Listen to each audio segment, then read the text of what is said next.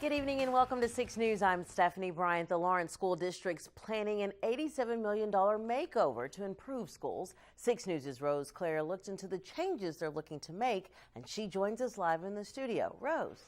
Stephanie, this bond issue comes on the heels of the school's 2013 bond, a $92.5 million bond that mainly focused on fixing up the 14 elementary schools. And now USD 497 is looking for security and tech advances, mainly in the middle and high schools.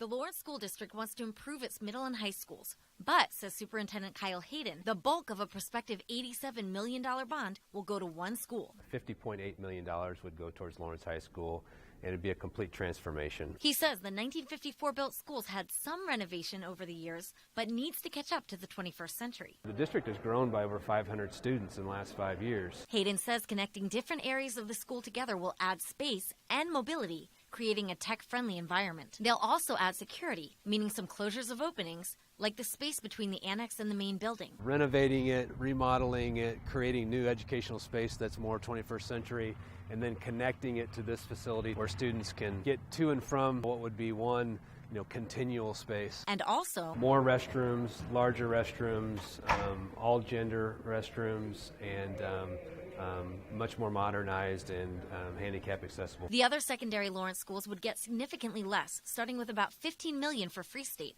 and $5 to $10 million for the others. Michael Peters, the father of a Lawrence High freshman, says he welcomes the changes, especially additional security. Everything that's happening now these days, you can just never trust, especially with unlocked doors and as many doors as it is here in Lawrence High. Superintendent Hayden says there really hasn't been much opposition, just a few questions. That question of how do you keep students safe, how do you enable learning to happen successfully in the midst of construction. Which Hayden says they already successfully managed with the elementary schools, leaving him excited for prospective advances.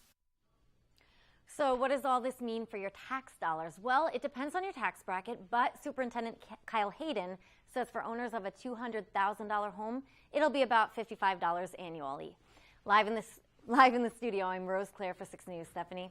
All right, thank you, Rose. And the $87 million bond is a mail-in election. Those ballots will go out to community members April 12th and are due back to the county clerk by May 2nd.